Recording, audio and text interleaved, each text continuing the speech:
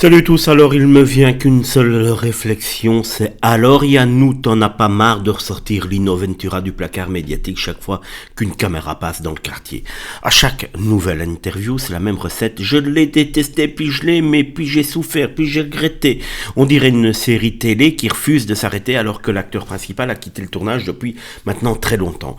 Le problème, c'est que Lino Ventura n'est plus là pour confirmer, démentir ou simplement répondre, mais qu'est-ce qu'elle raconte encore? Alors forcément, c'est pratique, une histoire invérifiable, un grand nom du cinéma, deux souvenirs croustillants et hop, retour sous les projecteurs. Soyons clairs, cette relation a peut-être réellement existé.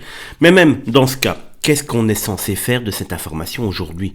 Organiser une commission d'enquête, annuler les rediffusions des tontons flingueurs, déclarer une journée nationale du regret amoureux, ma grande. Yannou explique qu'elle l'a haï avant d'en tomber follement amoureuse. Très très bien. Tu penses à la famille de Lino ou tu penses qu'à ta petite gloriole personnelle? Beaucoup de gens ont détesté quelqu'un avant de l'aimer.